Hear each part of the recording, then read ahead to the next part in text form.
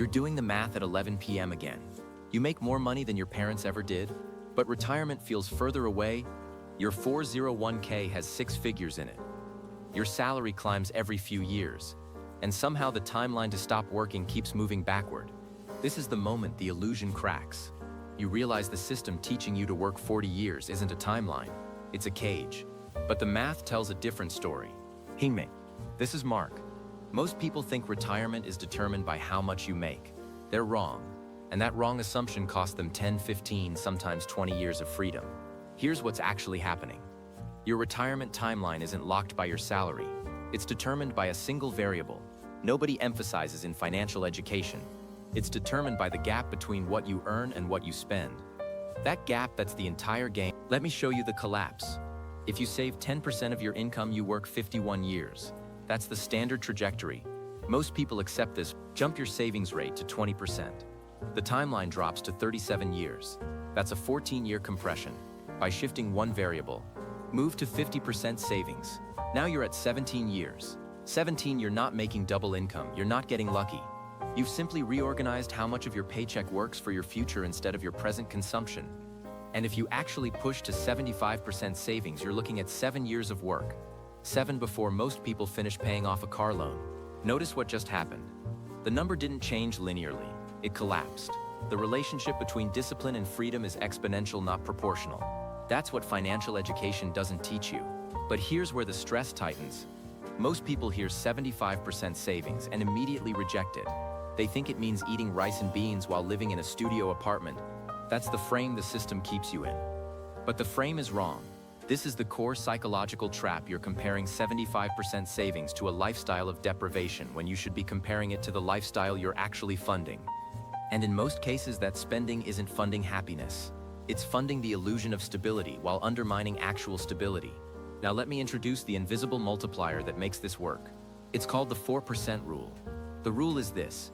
If you have money invested in low-cost index funds, you can withdraw 4% every single year. And mathematically, your money doesn't run out. Not in 30 years, not in 50 years, for the rest of your life. 4% per year. Forever. This changes everything about how you should think about saving. Every $100,000 you accumulate is $4,000 per year. You can spend permanently. That's the conversion formula. You're not just saving money. You're converting present discipline into permanent future income. A year of saving $50,000 is worth $2,000 a year for the rest of your life. That's the actual math. Let's make this concrete. Someone earning $60,000 a year takes home roughly $3,500 monthly after federal, state, and payroll taxes.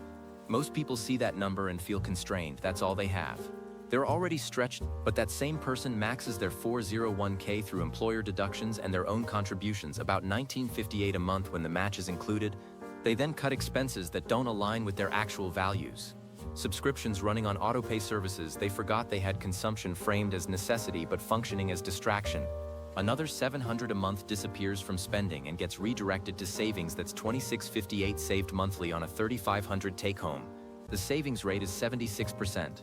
On a $60,000 salary, this person reaches retirement in 7 to 10 years, not 40, not 37 to 10 years. The person doing this isn't earning $500,000, isn't getting lucky with investments, isn't inheriting money. They're using 3 structural moves that the system doesn't advertise. Here's where the framework gets real. The first move is treating tax-advantaged accounts as non-negotiable. The government literally reduces your taxable income if you use these tools. A 401k contribution comes directly from your paycheck before taxes are calculated. That $19.58 monthly contribution, you're not paying federal income tax on it. You're not paying state income tax on it. You're not paying FICA tax on a portion of it in some cases. In 2024, the limits are $23,500 for a 401k, $7,000 for a traditional or Roth IRA, $4,150 for an HSA. If your plan qualifies, that's $34,650 a year of income. That compounds entirely tax-free until withdrawal. If you do this from age 35 to 65, just 30 years, you're looking at approximately $2 million before accounting for employer match or investment growth. The math compounds on itself. You're not just saving, you're saving with structural tax advantages built in. Most people leave this money on the table, not because they're stupid, because the system frames retirement savings as something you should think about after you've spent what you want to spend. The frame is inverted. The second move requires confronting a truth about investing that the financial advice industry doesn't want emphasized because it removes the premium for active management. 90% of professional stock pickers underperform the overall market, not by small margins, by significant ones. Yet people believe they can do better by trading individual stocks. They're statistically likely to be wrong. The alternative is simple and boring. Buy index funds. The S&P 500 Total Market Funds, diversified international index funds. You own small pieces of hundreds or thousands of companies. You get average market returns. Average market returns over the last 50 years have been approximately 10% annually. Not every year, some years are negative. But over decades, the average hold $500 a month invested in an S&P 500 index fund over 25 years results in approximately $450,000 in actual contribution. That grows into roughly $900,000 to $1.2 million, depending on sequence and timing.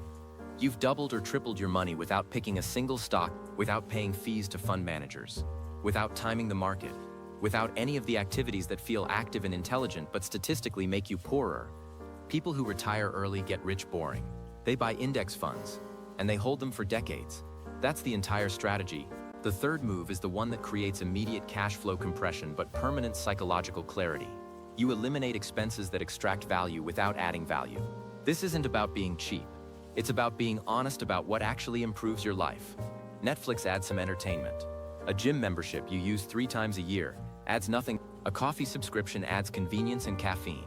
An insurance product you don't understand and never read adds risk, not security. The framework. If something doesn't actively improve your life or generate income, it goes this. Typically frees up 10 to 30% of someone's discretionary spending. That money moves to saving. But here's the tension inside this move. As you cut low-value expenses, you typically increase spending on things that actually matter. Health time with people you care about. Learning things that might shift your career trajectory. The total spending goes down, but the quality of what spending remains increases significantly. You're not becoming deprived, you're becoming intentional. Now let me show you what happens when you combine these 3 moves into an actual financial structure. Someone making $60,000 a year age 30 takes home $3,500 monthly after taxes. They allocate funds as follows. 1958 to 401k, an IRA contribution. $700 to investments beyond tax-advantaged accounts. $700 to intentional lifestyle spending, rent, utilities, food, transportation. $142 remaining as buffer. Their savings rate is 70%, not 76% when you account for the small buffer. At 7% average investment returns, lower than the historical average, more conservative. They accumulate the following: after 5 years, $180,000. After 10 years, $420,000. After 15 years, $800,000. At $800,000, the 4% rule generates $32,000 per year in spending power forever. Most people retiring at this point are in their mid-40s. They have zero debt. The $32,000 is their entire required income. This isn't theoretical. This is the actual mathematical outcome of 3 structural decisions made consistently over 15 years. The reason this doesn't feel obvious is because the system frames retirement as something that happens at 65, and it frames your salary as the determining factor in your financial security. Both frames are wrong.